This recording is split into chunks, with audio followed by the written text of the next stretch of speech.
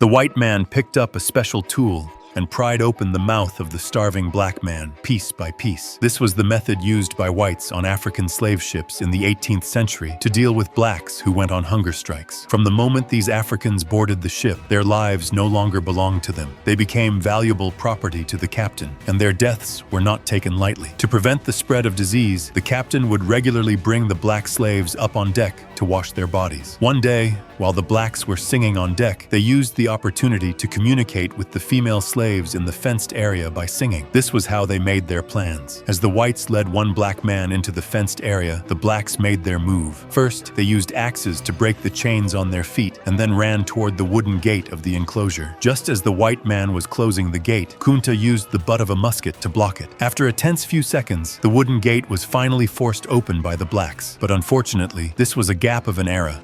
An era of iron could not compete with one of firearms. The rebellion ended with the captain firing a cannon, and the leader of the revolt was executed. The rest of the blacks were then shipped off to the Americas. At the slave market, the strong Kunta was immediately noticed by the slave owner. After a quick inspection, he became the new slave. The slave owner brought him to his farm. At the farm, Kunta saw many other blacks working, just like him, and there was only one white man overseeing them. He couldn't understand why his fellow blacks didn't try to escape. Taking advantage of the distracted black man who was driving the cart, Kunta pulled off his chains and ran. Despite his loud cries for help, the other blacks didn't assist him. Instead, they stopped him, and he was eventually captured by his own kind. But what shocked everyone was that when the white overseer arrived, he didn't punish Kunta right away. Instead, he beat the black cart driver mercilessly. The cart driver was then sold to other whites, and the task of overseeing Kunta was given to another black man. The overseer was confident Kunta would try to escape again, and this would give him an excuse to sell both Kunta and the black overseer. On the surface, Kunta pretended to be subdued, but secretly, he was always planning his escape. Months later,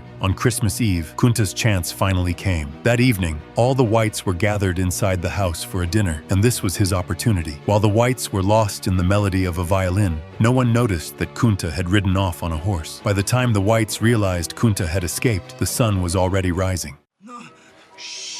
Just relax. No! You're spent, too. No! No more running for you, boy. No! No, please!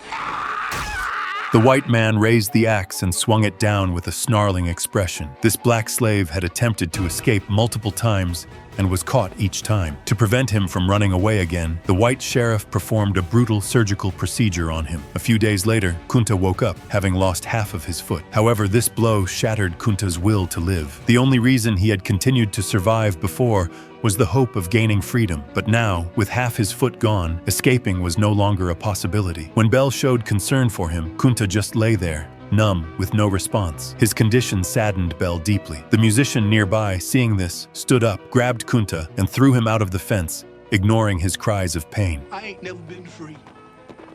And I may never be. But I tell you this, your ordinary Mandinka ways, they done started to rub off on me. So I'm gonna leave you right here, and you gonna get your own self up. You can walk right on back to the house, and you gonna say, sorry, Miss Bell, I ain't got nothing else to do with you no more. It was as though Kunta could hear his father's teachings in his mind. In the end, he managed to stand up on his own willpower. He began to work outside, adjusting to his now incomplete body. Over time, Kunta adapted to life there, and even married and had children. He named his daughter Casey, hoping she would inherit his will and escape the life of a slave. Casey became good friends with the white girl, and yet, watching the two inseparable girls, Kunta furrowed his brow, knowing all too well the vast difference between white and black people. Now you gonna behave, or do I have to get a whip? Kill me! Kill you? I just spent $600 on you, girl. You know how long and hard I have to work to earn that money, and this is my right. Now kill me! A white man was on top of the enslaved black woman, while his wife stood outside the house. A few months later, the woman gave birth to a baby boy, and Tom named him George. That night, Casey brought the baby to the riverbank, intending to end the life of the child who should never have been born. As the water was about to submerge them, many images flashed through her mind. They were all people who had died protecting her and her father. And if she ended her life so hastily, their sacrifices would have been in vain. Casey returned to the shore, holding the baby high, hoping the gods would protect him. Tom noticed George's interest in the rooster he raised and decided to train him to be a handler. His talent soon caught the attention of wealthy white men who wanted to buy him. However, Tom refused the offer without hesitation. The wealthy man then hatched another plan. He invited Tom to a party, intending to provoke him during the event and challenge him to a duel. Tom agreed immediately. A few days later, the duel began, with a drawing to determine who would shoot first. Tom was lucky enough to go first, but his hand trembled from nerves, and he missed his shot. The white man missed too, with a bullet whizzing past Tom's ear. After George comforted Tom, his emotions steadied. Tom took his shot, which tore off half of the white man's face. Unfortunately, it wasn't a fatal blow, and the duel continued. The black man stripped off his clothes, tied himself to the neck of a black horse, and urged the horse to run in the opposite direction. The aim was to shake off the hounds chasing him. Unfortunately, his trick didn't fool the white man's hounds, and soon a pack of dogs surrounded him. Not far away, the white overseer watched with a smug expression. Seeing the overseer in the distance, Kunta grabbed the weapon in his hand and ran toward the white man. In response to Kunta's challenge, the overseer charged toward him on horseback. Before Kunta could throw his weapon, a white man behind him struck him with the rifle butt, knocking him unconscious. Thus, Kunta's first attempt at escape ended in failure. After being brought back to the plantation, the white overseer suggested to the plantation owner that Kunta and the musician be sold to other plantation owners. Luckily, the plantation owner's brother admired the musician's talent and bought them. Though Kunta avoided being sold, he could not escape a brutal beating. The white overseer tied Kunta to a post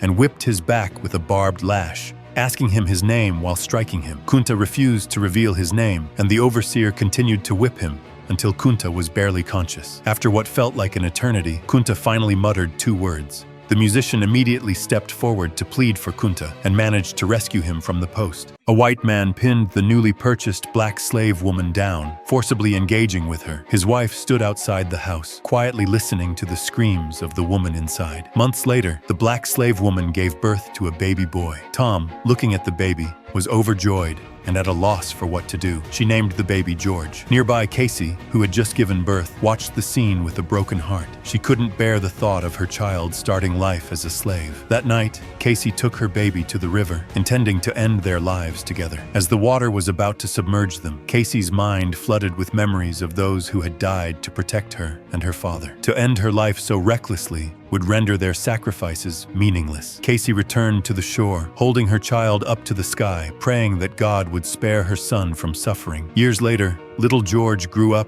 and developed a strong interest in the farm's roosters. Seeing how fascinated he was with the roosters, Tom decided to train him to become a cockfighter. One day, a group of white men gathered to watch a cockfight. The winner would take it all, while the loser would lose everything. The fight began quickly, with the 2 roosters battling fiercely in a makeshift arena. Amid the cheers of the crowd, Tom's rooster delivered a fatal blow, winning the fight. The black slave woman was forced into labor and unfortunately went into premature labor. Just before her death, the white man quickly pulled the baby out of her womb. Fortunately, the child was unharmed. I told you explicitly not to put pregnant hands in the field. She were only harvesting, sir. She weren't swinging no axe. See, it's coming out of your wages. Where's the witness? The white man's condemnation of the overseer was more about the loss of assets than any compassion for the woman. A year later, Kunta's daughter was born. The 2 of them, with the child in tow, were preparing to head up the mountain when they encountered a group of white men on the way. The slave catchers surrounded them, saying that according to Virginia law, no black people were allowed to be out after sundown. Federer tried to lead Kunta back to the farm, but the white men refused to let them go. Federer told Kunta to run with the child